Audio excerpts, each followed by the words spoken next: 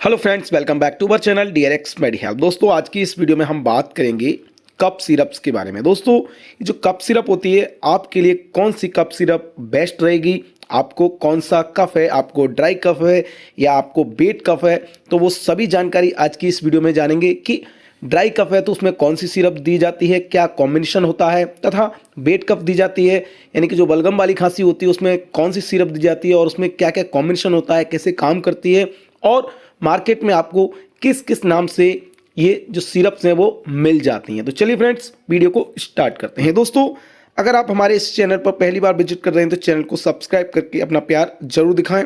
तो दोस्तों, चलिए बात करते हैं हम कि टाइप ऑफ कफ खांसी। हमने जैसे कि आपको बताया कि खांसी जो होती है वो दो प्रकार की होती है। एक होती है ड्राई कफ जिसमें बलगम नहीं आता है, वो सूखी खांसी होती है, और एक होता है वेट कफ जिसको हम प्रोडक्टिव कफ भी कहते हैं या गीली खांसी, जिसमें खांसी के साथ बलगम भी यानी कि म्यूकस भी आता है। तो ये दो खांसी होती हैं और इन दोनों में ही जो सिरप्स होती हैं वो अलग अलग यूज़ की जाती हैं। तो इसलिए हमने आपको पहले बताया था कि आपके लिए कौन सा कफ सिरप बेस्ट रहेगा, उसकी पूरी जानकारी इस वीडियो में आपको मिलेगी। तो चलिए दोस्तों, सबसे पहले हम बात करते हैं कि जो ड्राई कफ है उसके बारे में बात करते हैं। तो ड्राई कफ को हम, जैसा कि हमने आपको बताया, सूखी खांसी बोलते हैं और इसको बिना बलगम की भी खांसी बोलते हैं। तो इसमें क्या इसके कॉज होते हैं उसके बारे में हम जानते हैं। तो दोस्तों, ये आप देख सकते हैं, जो ड्राई कफ की समस्या होती है वो एलर्जी के कारण हो जाती है। जिसको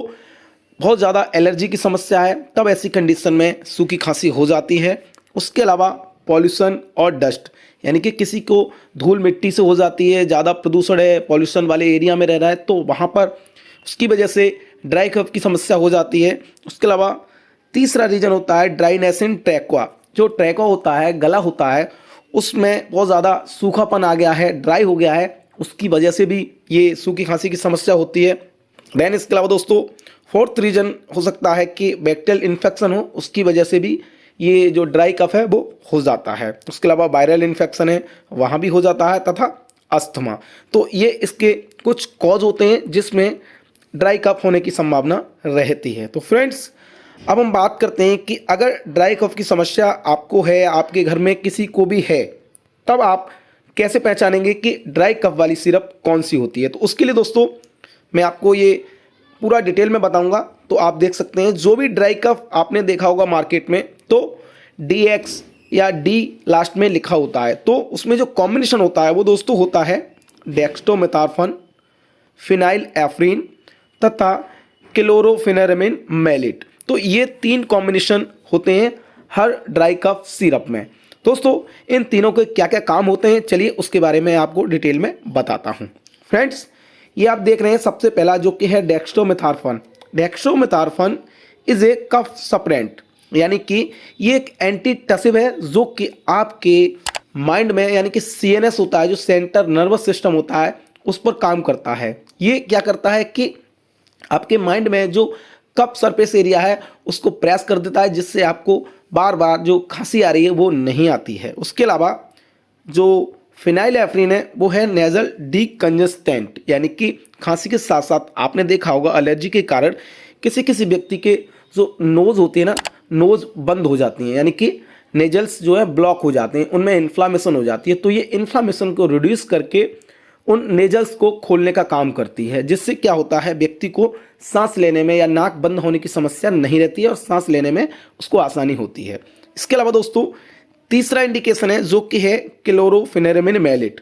दोस्तों, ये जो क्लोरोफेनेरामिन मैलेट है इसको हम शॉर्ट में CPM भी बोलते हैं। अगर आप फार्मेसी से जुड़े हुए बंदे हैं तो आपको जरूर पता होगा CPM यानी कि क्लोरोफेनेरामिन मैलेट। तो ये दोस्तों जो क्लोरोफेनेरामिन मैलेट है ये क्या काम करता है आप देख सकते हैं, ये एंटी हिस्टामिन प्रॉपर्टीज रखता है यानी कि ये हमारी बॉडी में जो हिस्टामिन केमिकल मैसेंजर रिलीज होता है, जिसकी वजह से ये जो एलर्जी की समस्या होती है, जिसमें फीवर है या कॉमन कोल्ड है या सोर थ्रोट, गले में खराश हो गई है, आंखों से पानी आ रहा है, नाक से पानी चल रहा है, या आपको इचिंग हो रही है, उसको कफ़ी आ रही है, तो छींकें आ रही हैं, तो ये सभी समस्याएं जो होती हैं वो ये क्लोरोफेनेरामिन मैलेट होता है, इसकी वजह से ठीक होती हैं। तो ये खांसी तथा नाक बंद हो गई है तो उसको खोलने का काम करता है। और जो क्लोरोफेनेरमेलेट है वो एंटी एलर्जिक प्रॉपर्टी होती है, तो सभी प्रकार की एलर्जी होती है उसको ठीक करने का काम करता है। तो ये 3 कॉम्बिनेशन से मिलकर मार्केट में जितने भी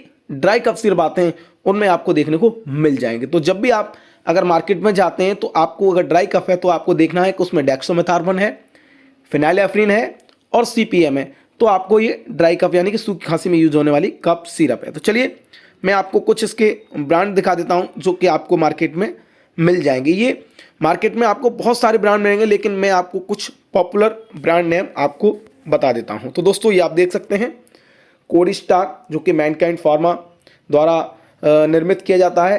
आस्थाकाइन डीएक्स, ये भी दोस्तों मैनकाइंड कंपनी द्वारा मैन्युफैक्चरिंग किया जाता है। इसके अलावा एम्ब्रोडिल डी आता है, ये अरिस्टो का है। एलेक्स सिरप आता है, ये ग्लेनमार्क का है। और फेंसिडिल, ये फेंसिडिल डीएक्स। तो देख रहे हैं आप डीएक्स डी यानी कि जो ड्राई कफ की यूज होने वाली सिरप है उसमें लास्ट में डी लिखा होता है या डीएक्स लिखा होता है, तो इससे आप पहचान सकते हैं। फ्रेंड्स चलिए अब हम बात करते हैं नेक्स्ट यानी कि बेट कफ। बेट कफ यानी कि बलगम वाली खांसी, प्रोडक्टिव कफ, गीली खांसी, कुछ भी उसको बोल लीजिए। तो उसके क्या कॉज होते हैं, वो किन कारणों से होती है। तो फ्रेंड्स उसके कॉज जो होते हैं वो होते हैं कोल्ड या फ्लू। आपको फ्लू हो गया है या आपको कोल्ड की समस्या हो गई है या जब भी मौसम चेंज होता है तब ये समस्याएं हो जाती हैं। तथा वायरल इन्फेक्शन है, बैक्टीरियल इन्फेक्शन है, आपको ब्रोंकाइटिस की समस्या हो गई है, आपको जो ब्रोंकाई हैं उनमें बहुत ज़्यादा इन्फ्लामेशन हो गई है, वहाँ तब ये समस्या हो जाती है। उसके अलावा निमोनिया है आपके लंग्स में, जो आपके लंग्स हैं उनमें इन्फ्लामेशन हो गई है, इन्फेक्शन हो गया है, या उनमें बहुत ज़्यादा जो बलगम है वो चिपक गया है, जमा हो गया है, तब ये समस्या होती है। देन इसके अलावा सीओपीडी यानी कि क्रॉनिक ऑब्स्ट्रक्टिव पल्मोनरी डिजीज की समस्या हो जाती है, तब ये बेट कफ की समस्या देखने को मिलती है। तो ये कुछ लक्षण हैं जो कि आपको बेट कफ में देखने को मिलते हैं। और सीने से घर घर की आवाज़ आती है। तो चलिए फ्रेंड्स अब हम बात करते हैं पेट कफ में यूज़ होने वाली सिरप्स के कॉम्बिनेशन के बारे में, कि जो भी बेट कफ यानी बलगम वाली खांसी में यूज़ की जाने वाली सिरप्स हैं उनमें क्या कॉम्बिनेशन होता है और उनके क्या क्या काम होते हैं या वो कैसे काम करती है। तो फ्रेंड्स ये आप देख रहे हैं, ये एक एस्कोरिल एलएस है जो कि ग्लेनमार्क का एक ब्रांड है। इसके अंदर या सभी जो भी मैं आपको बता रहा हूँ, जैसे कि ये आप देख रहे हैं लेबोसाल्बुटामोल, एम्ब्रोक्सोल तथा गुआइफेंसन। तो जो भी प्रोडक्टिव कफ वाली सिरप्स होती हैं उनमें आपको ये अमूमन 3 साल्ट देखने को मिलेंगे, यानी कि 3 मॉलिक्यूल देखने को मिल जाएंगे। ये तीनों कैसे काम करते हैं तो उसके बारे में हम आपको बता दें कि दोस्तों ये जो लेवोसाल्बुटामोल है, ये आप देख रहे होंगे, जो लेवोसाल्बुटामोल है इज ए ब्रोंकोडायलेटर। ये एक ब्रोंकोडायलेटर का काम करता है। तो आपकी लंग्स के आपके जो एयरवेज होते हैं, आपकी सांस जो लेते हैं आप, वो उनको खोलने का काम करता है। उनकी मसल्स होती हैं उनको चौड़ा करता है, जिससे व्यक्ति को सांस लेने में आसानी होती है। और उसके एयरवेज होते हैं, विंड पाइप होते हैं जो वो खुल जाते हैं, उनको चौड़ा करने का काम करता है। तथा जो एम्ब्रोक्सोल है वो दोस्तों इज ए म्यूकोलाइटिक एजेंट, यानी कि ये एक म्यूकोलाइटिक एजेंट है जो आपके शरीर के अंदर, यानी कि आप जो लंग्स के अंदर बहुत ज़्यादा बलगम कफ़ी जो जमा हो गई है उसको ये थिन करने का काम करता है, उसको पतला करने का काम करता है। तथा उस म्यूकस को धीरे धीरे छोटे छोटे पार्टिकल में तोड़ने का काम करता है। देन दोस्तों ये जो गुआइफेंसन है, गुआइफेंसन इज ए एक्सपेक्टोरेंट। ये क्या काम करता है, ये एक एक्सपेक्टोरेंट है। तो जो एम्ब्रोक्सोल ने म्यूकस को छोटे छोटे पार्ट में तोड़ने का काम किया, उसको पतला करने का काम किया है। तो ये जो गुआइफेंसन है वो उन टुकड़ों को शरीर से खांसी के साथ बाहर करने का काम करता है तथा स्टूल के थ्रू बाहर करने का काम करता है। तो ये इन तीनों का काम होता है। ये ब्रोंकोडायलेटर है, ये आपको जो सांस लेने में आपके एयरवेज हैं उनको चौड़ा करने का काम करता है। ये एम्ब्रोक्सोल आपके म्यूकस को थिन करके उसको छोटे छोटे पार्टिकल में तोड़ने का काम करता है। तथा गुआइफेंसन जो एक्सपेक्टोरेंट है, तो ये कफ को शरीर से बाहर निकालने का, फेंकने का काम करता है। तो इस तरह से ये कफ सिरप में तीनों कॉम्बिनेशन पाए जाते हैं और काम करते हैं। तो फ्रेंड्स आई होप आप अच्छी तरह से समझ गए होंगे कि ड्राई कफ और वेट कफ में क्या अंतर होता है और क्या क्या कॉम्बिनेशन होते हैं। चलिए इसके भी हम कुछ ब्रांड नेम हैं उनके बारे में जान लेते हैं। तो आप देख सकते हैं ये वेट कफ है।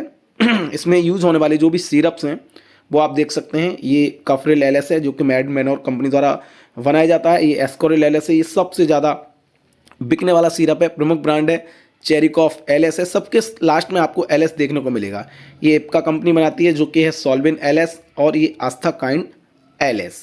तो ये वेट कफ में यूज़ होने वाले प्रमुख सिरप हैं। बाकी आपको सिर्फ ये कॉम्बिनेशन देखना है और उसके हिसाब से लेना है। सिरप कोई सी हो, लेवोसाल्बुटामोल, एम्ब्रोक्सोल, ग्वाइफेंसन है, तो आप वेट कफ में यूज़ होने वाली सिरप्स लेंगे। और अगर आपको ड्राई कफ की समस्या है तो आप डेक्स्ट्रोमेथार्फन, फिनाइलएफ्रिन और क्लोरोफेनेमेलेट वाला कॉम्बिनेशन की सिरप्स लेंगे। तो फ्रेंड्स, आई होप आपको वीडियो अच्छा लगा हो। वीडियो अच्छा लगा हो तो वीडियो को लाइक करके चैनल को सब्सक्राइब भी जरूर करें। मिलते हैं एक और ऐसी हेल्पफुल वीडियो में, तब तक के लिए नमस्कार।